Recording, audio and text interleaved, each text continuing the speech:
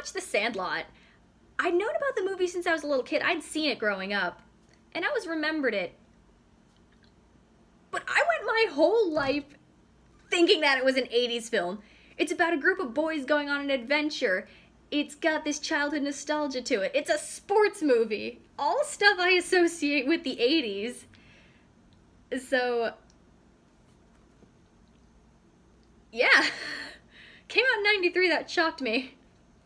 It's a simple story. A kid moves to a new town. He's just getting used to his new stepdad. He befriends a local baseball team, and they go on adventures together. He loses a ball over the fence, has to get it back with the help of his new friends. It's a simple story, and I appreciate that. It's because the fun is with these characters, their lives, and what they're doing to get this baseball back. And I really, even as a little kid, I wanted to hang out with these characters. They seemed like, oh, they're rough around the edges, but they got each other's backs. And I appreciate the chemistry of them feels very, very natural. Their friendship feels very genuine to me. And I like this kid's mom, Smalls' mom. She's really sweet.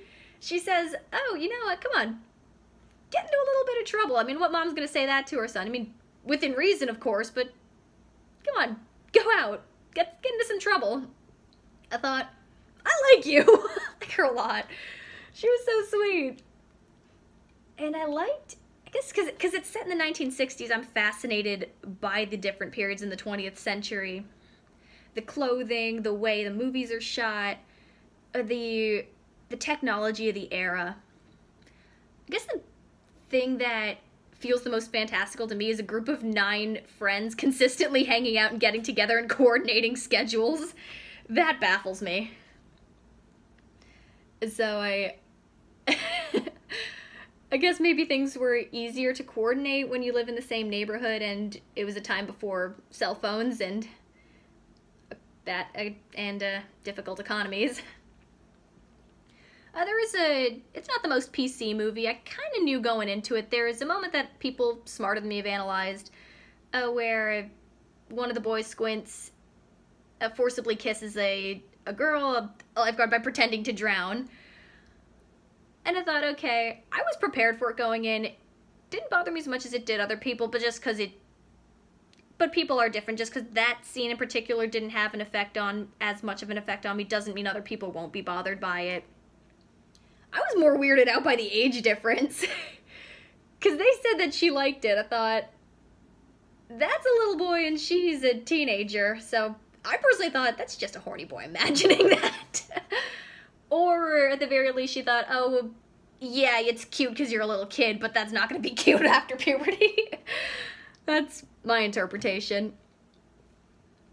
And I know that's also a realistic part of the era. It doesn't dwell on stuff like that too much. Oh, the other moment is, oh, you play baseball like a girl. When they say that to the rich team, I thought, because I played softball as a kid, I was very good at it, and I thought, your age, I could kick all your asses. Again, I was laughing. James Earl Jones is in this movie, guys. James Earl Jones is amazing.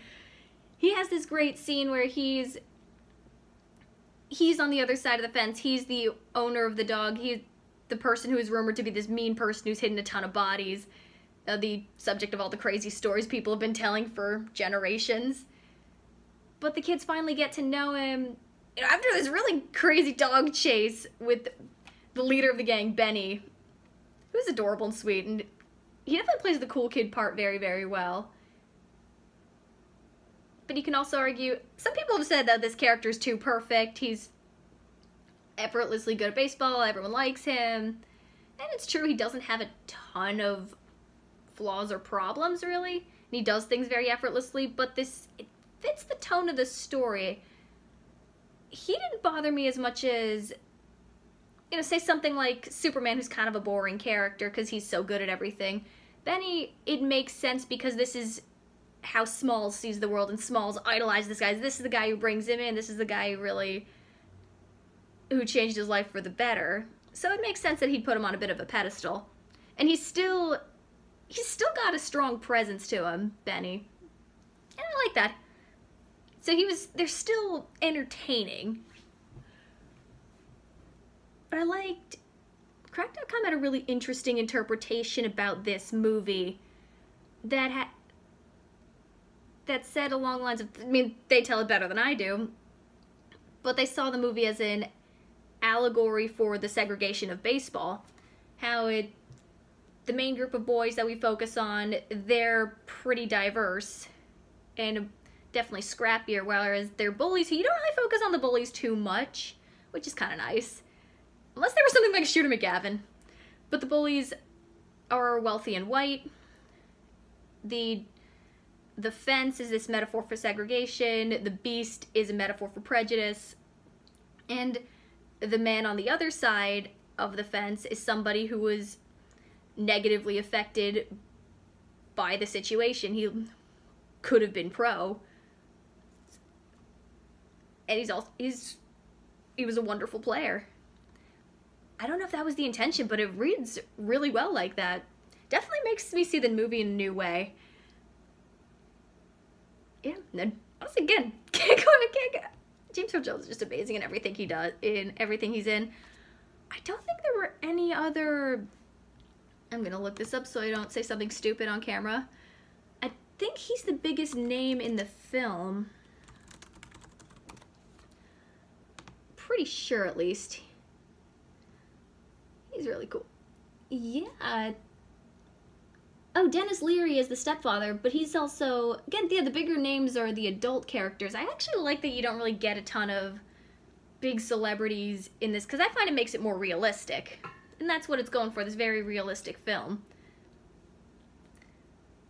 I also noticed that there was... I mentioned earlier, there is a bit of a nostalgia feel to this film. In that... it definitely has this very romantic view of childhood. It is a coming-of-age story. It feels like, oh yeah, when we were young and carefree. I didn't mean that in a bad way or anything, but I'm fascinated by it. And I never felt that in my real life. I never had this golden, romantic, amazing childhood that a lot of movies seem to portray. I wanted that feeling, and I definitely wanted that feeling that the Sandlot was portraying. But I didn't feel that. Honestly, I was told so many times, oh, childhood's the best time of your life, don't rush to grow up. Oh, high school were the best years of your life. Oh, college are the best years of your life. I really think we need to stop saying these are going to be the best years of your life, especially in the early parts of it. I think life should get good. There are perks at different ages in life. I also think the best years of your life really supposed to be before you've lived even a quarter of it? Because that seems depressing to me. So I never really liked that, especially how obsessed we are with our childhoods. There is good in it, but I do find it gets a little intense sometimes. Because I found childhood to be really, really limiting, and no one takes you seriously, and my childhood was actually pretty lonely, and I felt like I didn't feel this connection to a group of people the way they do in these movies. And I liked movies that really showed this real connection and community that was genuine between people. So I could really get into the friendship of these characters. Codename Kids Next Door is very similar that way. Because the friendship of the main group of characters feels very, very genuine 100% of the time. So it's that, and again, baseball is something that is so American culture that it definitely had a bit of this small town appeal, which is nice. And you do get to see by the end how these relationships improve. You get to see how the characters bond over this sport, how they come together, or how they work together. Especially now, I'm seeing this. Nowadays, I'm seeing a bit of an anti-sports attitude. A lot of jocks are portrayed as bullies, which, according to people who grew up in the 80s, was definitely more of a thing. I personally never experienced that. So I do appreciate when the good side of sports is shown, and this movie does that. Shows the community, the teamwork. There is a value to it. So, Sandlot. Fun movie.